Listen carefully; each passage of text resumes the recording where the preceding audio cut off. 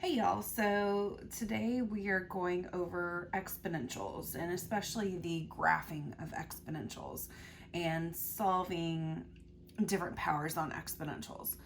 But one thing I do just want to apologize for right now, my neighbor is pressure cleaning, so if you hear a bunch of buzzing or pressure cleaning sounds, I'm so sorry, but it's the last video of the day and I've got to get this done. So here we go. Okay, so the first thing we need to go over is solving exponentials. So let's look at an example. So solving.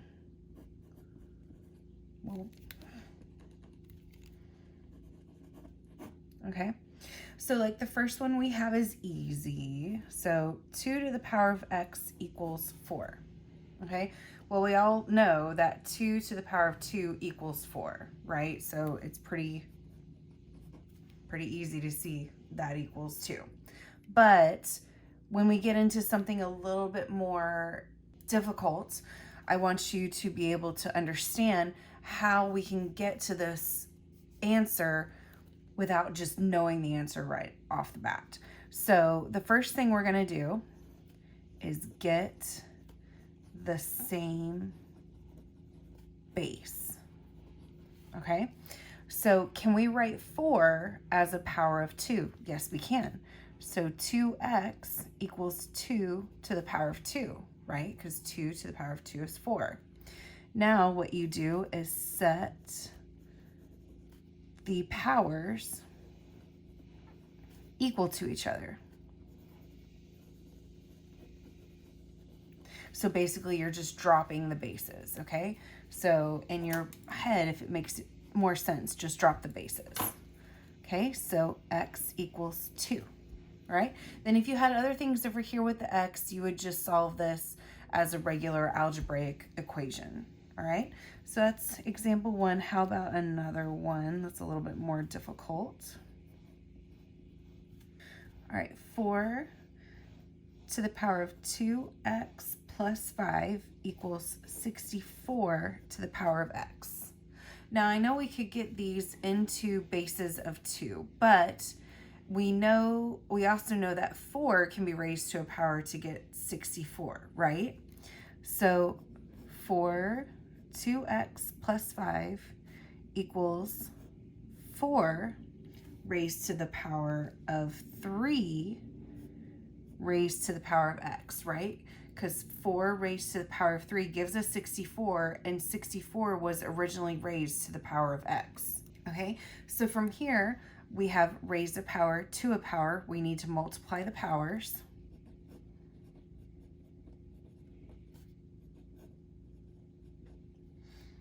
And now that we have matching bases, we can drop the bases, set the powers equal to each other, and solve. So we'll subtract the 2x over, so we get 5 equals x, and that's our answer. Okay, let's go a little bit more difficult from that. What if we have 1/8 equals 2 to the power of x? Okay, the first thing we're gonna address is this 1/8, okay? It's gonna be a little difficult to make 1/8 as a power of 2, so let's bring that 8 up and negate the power on it. So 8 to the power of -1 equals 2 to the power of x. Okay, now can we write 8 as a base of 2? Yes. So 2 to the power of 3 raised to the -1 gives us 2 to the power of x. Again, raise the power to a power, multiply the powers. 2 to the -3 equals 2 to the x. Drop the bases, and x equals -3. All right, one last one. So 2 raised to the -2x equals 16 to the power of x plus 3. Okay, we can write 16 as a base of 2, so let's do that first.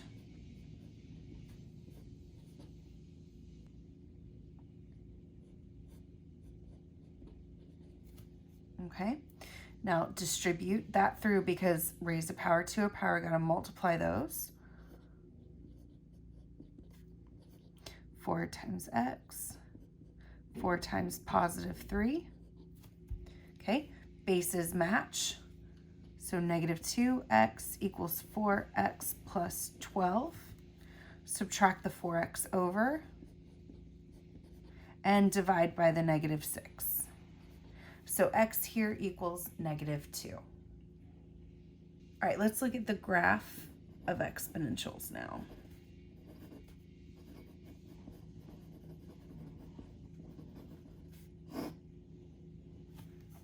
Okay, so our base graph, or our parent graph, if you recall from one of the videos we did on transformations, so our parent is f of x equals b to the power of x. Now I use b because it's the base of the exponential, okay?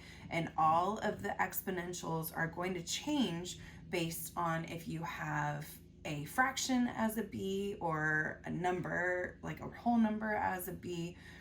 They're all going to change. But the overall, if the absolute value of b is greater than 1, okay, that's 1 right there, it's going to go here and it's going to go straight up, okay? Now, if the absolute value of b is less than 1, okay, 1 there again still, okay? So this is growth and this is decay, all right? Mostly we're going to be dealing with growth, but I wanted you to get a good basis and a good understanding right from the bat which is which, okay? So, but if you'll notice, they both cross at 1 and they both have a horizontal asymptote at y equals 0, okay? That is very important.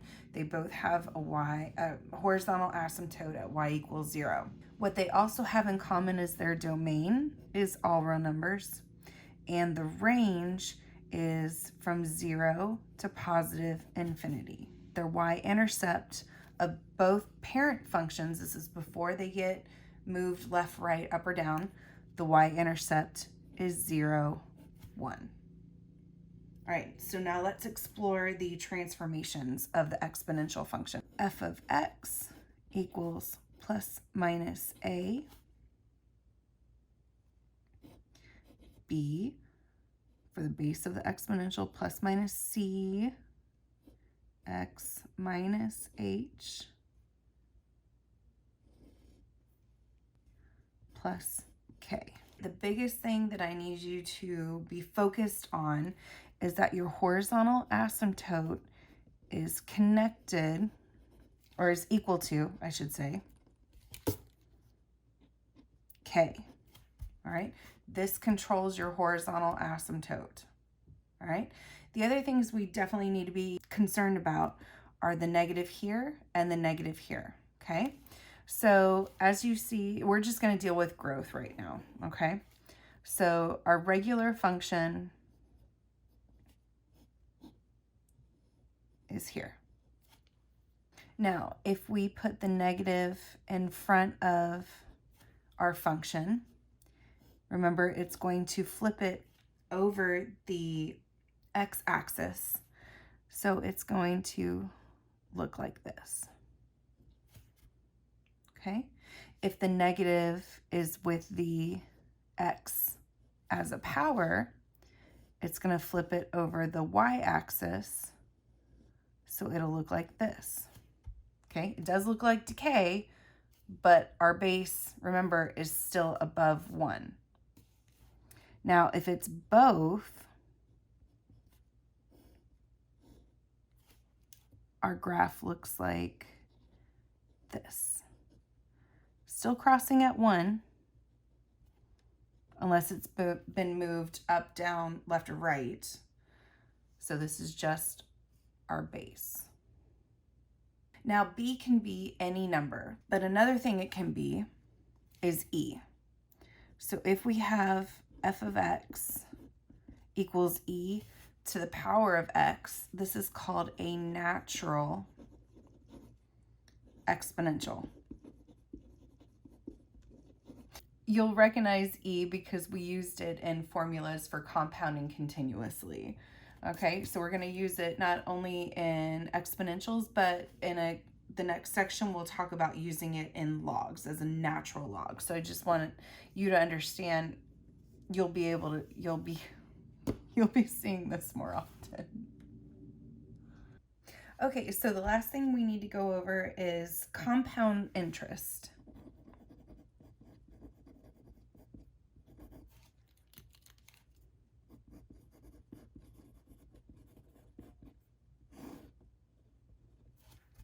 All right, and the formula for that is A equals P 1 plus R over N raised to the N times T, where R, well, let's start over first, where A is the final amount, P is what we call principal, but it's the initial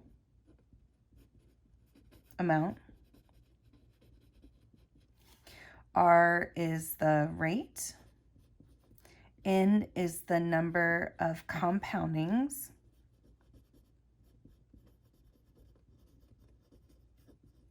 per year, and T is the number of years. Okay, just to do a quick review because I'm not sure what level everybody is on. The number of compoundings per year means like it'll be 1 if it's annual, 2 if it's biannual, 4 if it's quarterly, and then 12 if it's monthly. It just means how many times are you going to earn money that year on this, okay? So the normal question is going to be, here is initial amount, here's the rate, here's the number of compoundings per year. After this many years, how much does the person have? Okay, I know you can plug in numbers on your own, so we're not going to go over any examples on that. If you need one of those, please comment and I will answer that in the comments, okay? So, but first let's do an example of when they give you the formula and they want you to find the rate from it, okay? So the amount, or the final amount, equals 1,000, 1.02 raised to the T. And they want you to find the rate, okay? The first thing we need to know is how many times is this compounded? Now, since our T is not divided by anything, we know it's compounded only once a year, okay? Normally, they will tell you how many compoundings it's going to be in a year, but just in case, I just want you to understand how to find that without having that in the explicit instructions, okay? So since T is divided by 1, or multiplied by 1, sorry, I don't know why I said divided, we have a better idea of how to figure this out. So we're going to take our 1.02 and make it equal to our formula. So 1.02 equals 1 plus R over N. Since we know our N is 1, because there's nothing with the T, we'll do 1 plus R. Subtract the 1 over. We get 0.02 equals R. So we know our rate is 2%. Okay? Move that decimal over twice. Okay, what if this was compounded quarterly? It would have looked like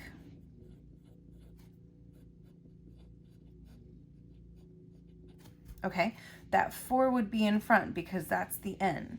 And we do the same thing, 1.02 equals 1 plus R. Now that we know our N, it's going to be 4. Okay, subtract the 1. Okay, then multiply both sides by 4. So our rate here is actually 8%. What about another story problem? Okay, so again, this can be anything. So it's going to be somebody wants to sell something, okay? So someone wants to sell something. Okay, every story problem is going to be different, so let's just make it generic, and that way it's going to apply to everything. All right, they want more than $50 for it, okay, when they sell it. Our equation is A equals 500 2/3 to the power of t. So this means they paid $500 for it, and this is the decay. So you see the absolute value of this is less than 1, so the price of it is decaying. So they want to know how many years will the price be above $50. Okay, so how many years automatically think, okay, this is domain. So they actually want to know what is the domain that the price will be above $50. So what we're going to do is go into our graphing calculator and graph not only A equals 500 2/3 t, but also A equals 50, okay? Then we're gonna find the intersection. All right, so let's go ahead and do that real quick.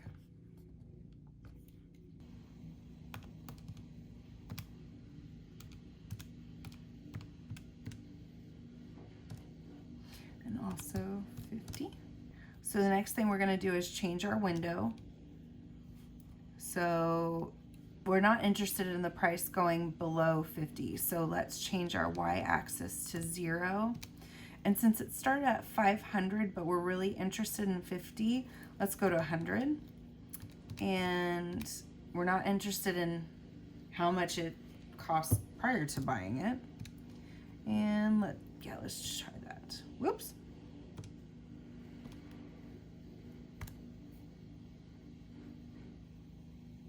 So our first line is going to be our exponential decay. And our next line is going to be the 50. All right, so now what we're going to do is tell our calculator to calculate the intersection. First curve, yes. Second curve, yes. Yes, yes. So the intersection is going to be 5.7 years, and the price is 50. Okay, because remember, our domain is time, and our range is the price. Okay, so for the domain between 0 and 5.7 years, the price will be above $50. Okay, so if this person hangs on to whatever this item is after the 5.7, don't know why I put 4, the 5.7 years, okay, they're not going to get $50 for it. They're going to get less than $50 for it. So the span of time in the domain that they have to sell it in order to make above $50 is from 0 years to 5.7 years. Now, in your next bonus video, I am going to show you how to figure this out algebraically, because sometimes you may not have a graphing calculator in order to calculate this with. So be on the lookout for that. All right, guys, have a great day.